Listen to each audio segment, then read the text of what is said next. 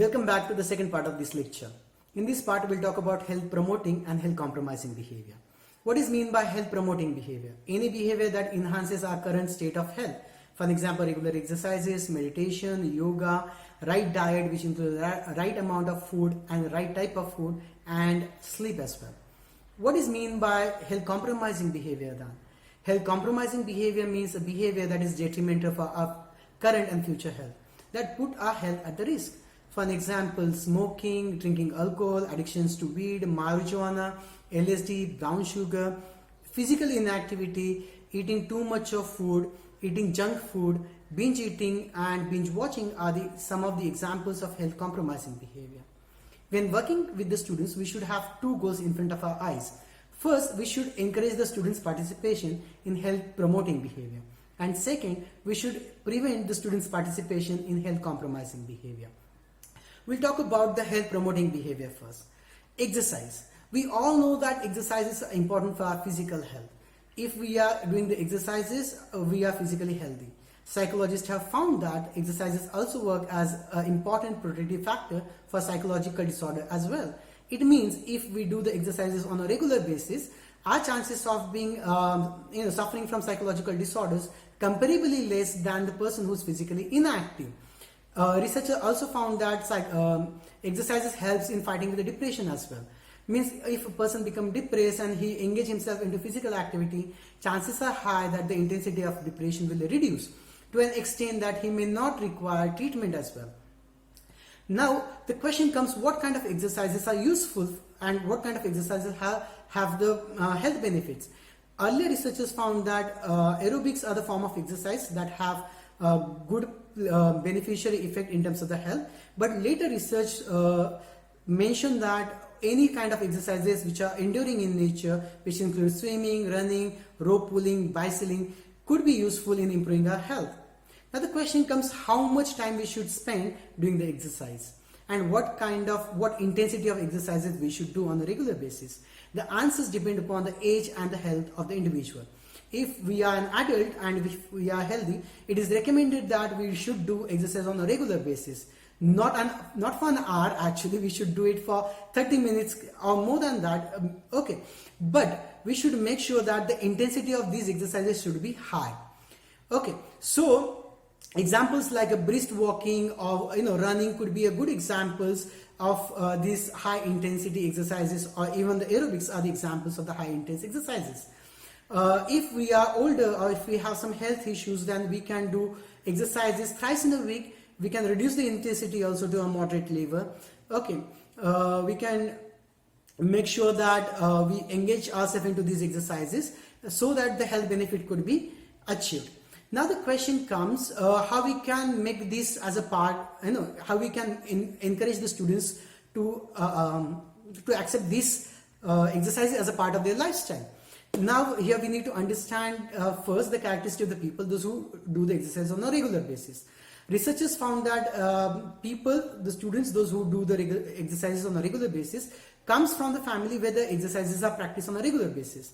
These people believe that they are athletic, they have a confidence that they can participate in the sports or they can do the exercises. They believe that a person should be responsible for his or her health. They are energetic, they are sociable, and they are extrovert. Okay, people with these characteristics likely to participate. So we need to identify such people and encourage them, give bit of push so that they can bring that change into their lifestyle.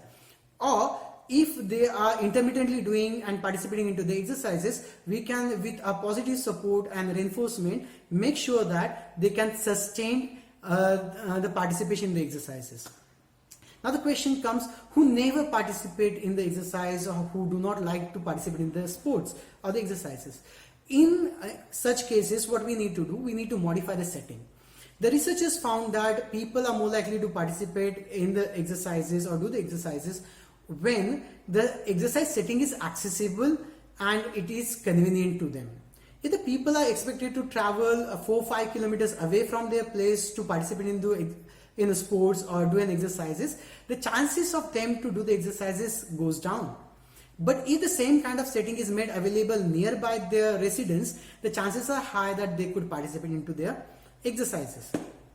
Second, we should encourage these people to come and sit in the ground. Let them observe other people participating in the sports or doing an exercises. Researchers found that only observing the others also can encourage them to take part in the exercise. Second, it is not recommended that people should start doing the exercises all alone individually. It is important that in the beginning they should participate in the group activity so that they could get an encouragement, motivation and social support. Okay, so if we could change the social situation in which the people are expected to do the exercises, the chances are high that they can accept the exercise as a part of their lifestyle. Second example of the healthy health promoting behavior is the diet. We know that diet is important risk factor that can be controllable, because what we eat is actually affect our body. What we eat is found to be associated with our serum cholesterol level or lipid profile level. Now the question comes like, what should we eat and how much we should eat? Before going to that, let's refer to the study by Center for Disease Control and Prevention in America. They found that only 14% adults get recommended amount of fruits and the vegetables in their diet, and there are 4 lakh people dies every year in America because they do not get healthy diet. Understand, the people are not poor, they have the money but they don't have a knowledge what is right food for their health. Now, what is mean by the healthy eating then? Healthy eating involves eating the foods that is high on high fibrous food, which is like any fruits, any vegetables, or we should rely more on the non-meat based or the vegetable based, dietary based protein resources. Like we should have a curd in our diet, we should consume the beans, we should have peanut butters, we should have eggs and nuts in our diet on a regular basis to make sure that we'll get a proper amount of protein which we require for our body. Second, we can also eat, if we are non-vegetarian, we can also eat fish and hens, chickens. It is advisable not to eat or not to rely too much on meat or red meat or processed meat. Now, when it comes to the diet, it's very important that we should prevent the consumptions of trans fat, which is there whenever we consume oily food. Rather than the trans fat, it is found that the polysaturated and monosaturated fats are more useful than the trans saturated fats. Okay, we should avoid the consumptions of potato and, as I said, red meat and processed meat. Okay, now still people knows that okay, we need to modify our diet, but what prevents them to follow the advised diet, or what prevents them to accept the new prescribed diet? The first thing is like the comfort of the food. Whenever the people eat a diet which is high on fats or high in sugar, it prevents them it prevents the stress response happening in the body. Means they're less likely to experience stress. So whenever these people experience stress, to overcome that stress, they have a habit of eating. Okay. Second, like some people have a preference for the high fat food and also for the meal as well. That can interfere in the changing of their diet. Some people are very reluctant to change and try the new food as well. Okay, they are very habitual and they prefer the same routine food that they consume on a day-to-day basis. And many of them are not aware about the link between the diet and the health as well. And those who are aware, some of them are not though conscious about the health. They say, क्या होता है, चलना है, सबको कभी ना कभी तो मरना ही है. So they less bother about how the consumption of the food is affecting their health. Now, there is also a link between the stress and the diet. It is found that whenever the people are overloaded with the work, or when they do not have a control over their work, when the people comes from the low socioeconomical status, they are more likely to follow unhealthy diet. Now, why this happens? Basically, when the people are under stress, they are more likely to get distracted. They forget that they are consciously supposed to follow a diet, okay, and they fail sales to manage the self-control as well. So stress work as a distractor which prevents the self-control to perform its function, and that's the reason the maintaining that prescribed diet is difficult. What interventions that we can do so that we can encourage these people to follow the diet? We can group this intervention into 3 groups. One is a cognitive behavioral intervention, another is family intervention, and third one is focusing on the community. So let's talk about the cognitive intervention first. Self-monitoring. It says that we need to be aware of what we are eating, when we are eating, how we are eating, and how much we are eating. So if we know what we are doing wrong, then only we'll be able to take actions to change or modify our behavior. For an example, a person sits and watch a movie, and while watching a movie he brings the food from the kitchen and he starts eating, and he's not paying attention how much he's eating, whether he's hungry or not. Okay, so with this watching a movie, it's become an association between watching a movie and eating food, and that's the reason the control over eating loses. So it's important that we should involve some intentional changes. Okay, we should prescribe when to eat, what to eat, how to eat. Okay, this is the reason in the initial phase the dietitians even help these people, those who goes for the diet consultation, to prepare the meal as well, so that they knows what to be prepared, how to be prepared, and how it should be consumed. For an example, and the next thing is the stimulus control. It is important that we should identify the triggers that leads to the consumption of the unwanted food.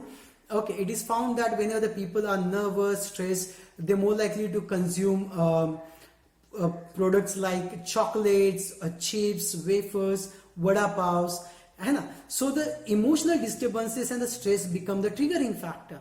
So if we help these people to avoid this triggering factor, we can help these people to avoid eating unhealthy food as well. Contingency management. It's an important technique where we reinforce and punish the people for their good and the bad behavior. Means whenever they follow the prescribed diets for some days, they get some reinforcement, and when they fail to follow that diet, they are punished. For an example, if a person continues to follow the diet for a week, at the end of the week they get a cheat day. Cheat day means on that day they can eat a limited amount of food of their choice, even though that is not being advised, but yes, because that will help them to overcome their craving. So if we force these students not to consume oily food or junk food, then that will increase their craving repetitively. But if we allow them to cheat at least once, and that is as a reinforcement for not consuming the these junk foods for 6 days in a week, okay, that is absolutely all right. That will help them to overcome this unhealthy habit of consuming the junk food. Okay, then we need to find out the things which can increase the relapse. It is always possible. We call it a yo-yo diet. Yo-yo diet means sometimes the people go on the diet and then they lose a control and then they overeat. And then they develop a guilt in them ki are yaar, ye maine kya kiya, I shouldn't have done that. And then that prevents them to come back again on a diet. So this cycle we have to prevent from happening. How we can ensure that we can do that? We have to identify a trigger that can lead to the relapse. Relapse means losing the control over the diet and going back to the original diet, like eating unhealthy food. So how we can ensure that relapse will not happen? For that we need to talk to the persons and ask them to identify the situation in which they are more likely to relapse. It may be like they are watching a movie, they are emotionally stressed out, or they are on vacation. Are the good examples of these relapse situation? And we can deal with these people, students, like we can help them develop some coping skills dealing with this situation. Imagine like if you are going for a vacation with your family and if somebody offers you ice cream, so how you are going to handle that situation. So these are the exercises which are expected by the teachers, like identify the risk factor which can lead to the relapse and helps the students to deal with this risk factor effectively so that relapse could be prevented. We have to continuously provide the social support, because these people, when they become obese or when they keep losing the control over their diet, can become the victim of teasing. Okay, so we need to be non-judgmental and supportive, and encouraging that, okay, these things can gradually become a part of your lifestyle. Don't lose hope that things can change. Okay, then family interventions are also a very important thing. Why we need to involve the family? Because we know that what is cooked in the family is going to consume by its member.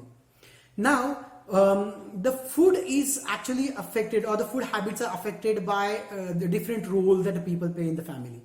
Means the shopping and the cooking part is handled by the mother, whereas what is to be cooked and what is to be shopped is being decided by the food preference of the husband or the father.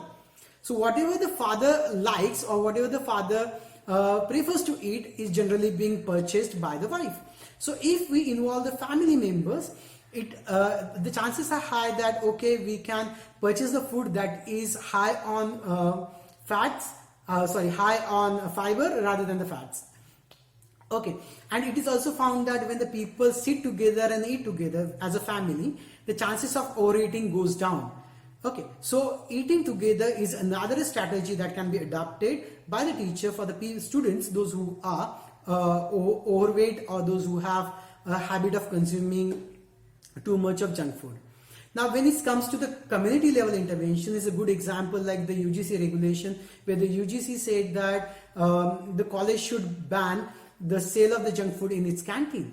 Okay, that could be the one example, but the community intervention has to be taken at a multiple level. For example, we need to organize some awareness campaign as well, and that too we need to organize this awareness campaign at the right place. For example, at the place of the shopping, particularly in the mall. For example, the people goes and do the shopping in the mall and they buy the products which they want, they like.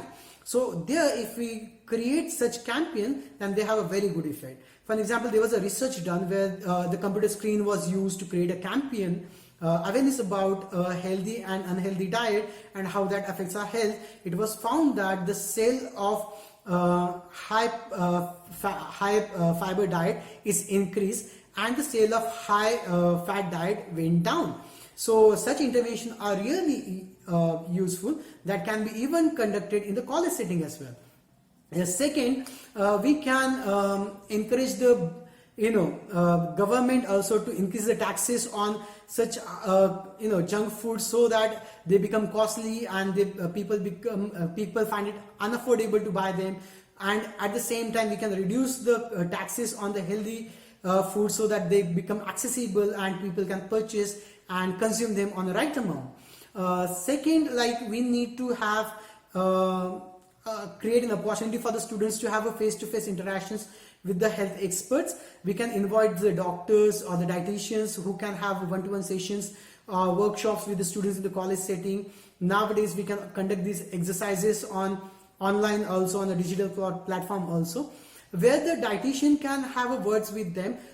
They can suggest some good healthy diet for the students.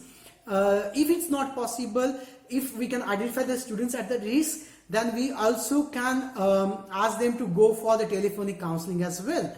So these are the multi-layer exercises that can be done at a community level, so that awareness and a prevention of unhealthy food could be ensured. Okay, the third health habit is the sleep.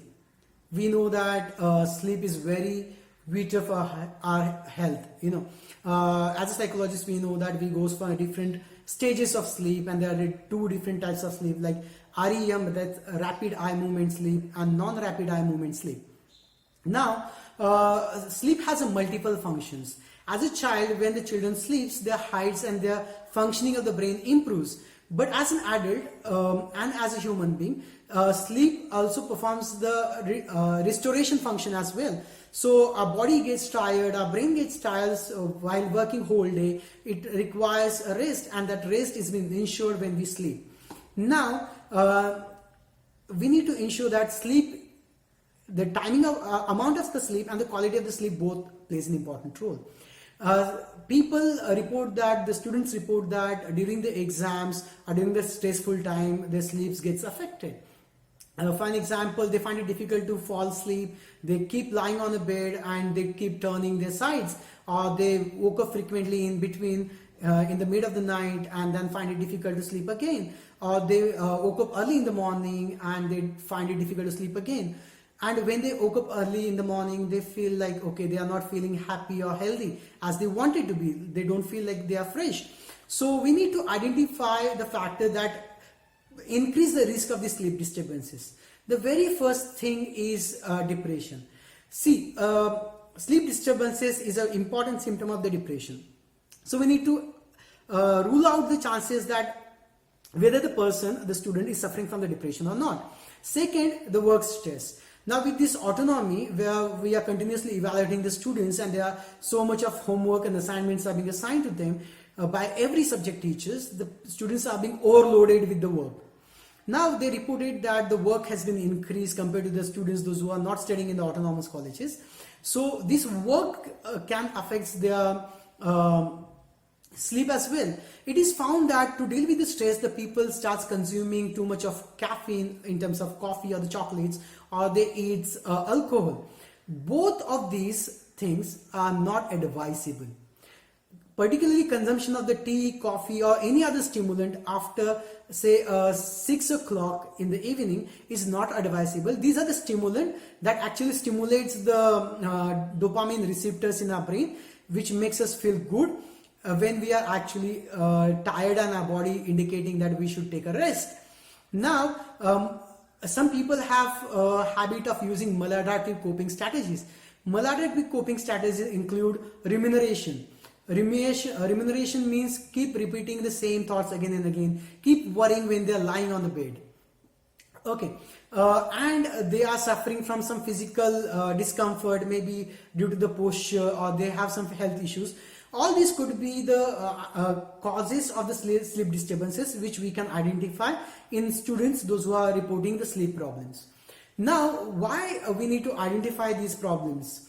Because the sleep is found to be associated with diabetes. There is a link between the sleep disorders, a sleep problem, and the diabetes.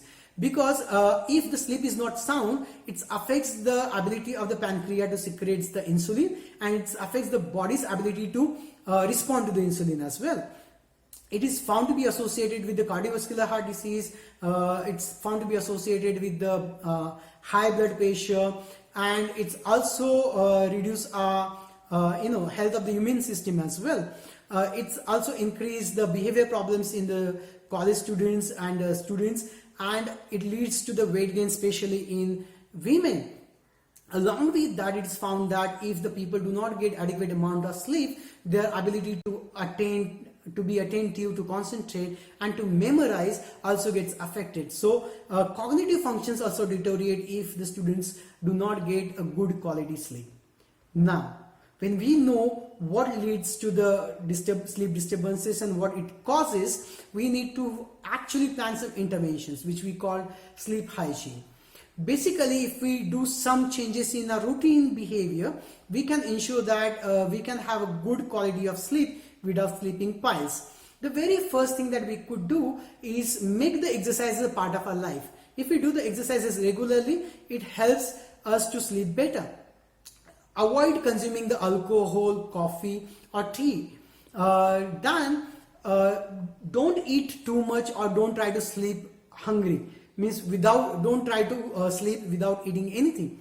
And preferably sleep before or take a nap before 3 o'clock, preferably just for half an hour. If possible, don't take it. Okay, modify the place where you sleep. For example, you can keep your bedroom cool, you can have a dim light, or you can keep it dark. If possible, prefer that you should not have a strong smell in your room where you sleep, and the fan is on so that you will not unnecessarily listen to the the changes that are happening to your body. You will not listen to the heartbeats that can unnecessarily create a worry, like oh, something is missing my heartbeat, I missed my heartbeat, right? That unnecessarily create an anxiety in you. then we need to develop a schedule, a fixed schedule when we are going to sleep and when we are going to awake. So we need to finalize that. And last thing is that we need to make sure that we are going to use the bed only for the sleep purpose. We are not going to sit on the bed and watch movie, read the books, or prepare ourselves for the exam. We have to associate bed only with the sleep. It may possible that we try to sleep and we may not fall asleep. So in that situation, we have to leave the bed and do any activity that is boring to us, to make sure that our brain gets tired. And when you feel like now you are feeling drowsy again, come back, lie on the bed again, and make sure that you're not ruminating.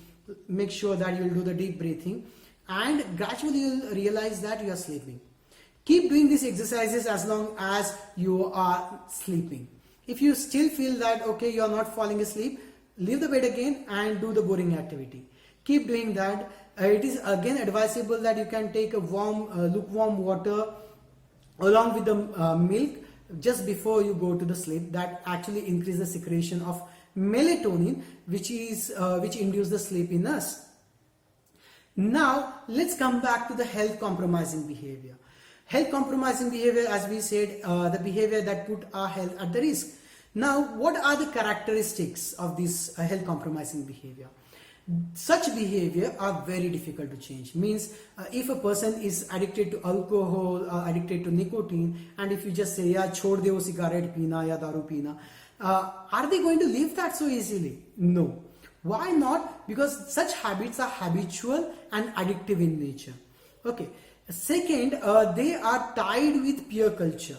Basically, students acquire these habits in the adolescence because of peer pressure only. Because we value the support of the peer too much, we try to imitate our peers. If we see that okay, our friend is drinking when they are enjoying, or when they are stressed, when they are chilling out, we feel like we should do the same thing. Okay, so imitation can lead to the learning of these unhealthy habits. At the same time, we could say that reinforcement or appreciation, admiration, and need to look attractive are the factors that can increase the maintenance of this unhealthy or say a health compromising behavior in us. Last thing is that they are very difficult to detect because they develop gradually. See, person doesn't become a chronic drinker immediately. Now, means yesterday a person had a pack of wine and now today he became a chronic alcoholic. That doesn't happen, right? So what happens here is that they start with social drinking. They start using drinking occasionally, and gradually the frequency of the drinking increase, the amount of alcohol they consume increase. They starts doing the experimentations. So with the wine, then they go for the rum, they go for the vodka and the other form of alcohol as well. And if it's not satisfied, they also start shifting to the other drugs like LSD, weed and marijuana. We have an example of Sanjay Dutt, where we have seen how he got addicted to these drugs through his biopic in Sanju movie. Okay, and then that's become a part of their regular life. Then it's become very difficult to change that. Now we know that this unhealthy behavior or health compromising behavior are really detrimental to our health. It not only increases the risk of the heart attack, cancer, diabetes, like these chronic diseases, but it also can reduce your lifespan too. Now, so what should we do? The first thing that we should do is to identify such people, those who are engaging themselves in this health compromising behavior. Who are these people? Those who are more likely to engage themselves into health compromising behavior. The students, those who have a less IQ, less intelligent people, those who have problems in the academics, those who have problems with their parents, those who have problems in their family, those who have poor self-control, those who do not like themselves, or those who doubt about themselves, those who lack the self-confidence, those who have a very difficult temperament, like those who get angry quickly, and when they get angry they lose their temper and they start abusing verbally or physically others. And the people, more importantly, the students, those who have deviance tolerance attitude. Means we know that society doesn't accept the consumptions of addictive substance. But if the students have acceptance towards this deviant behavior, then they are more likely to engage themselves in such behavior. So we'll stop here. We have discussed about the health compromising behavior and health enhancing behavior in these sections. In the next section, we'll talk about how we can design the interventions to change the health compromising behavior. Thank you for joining.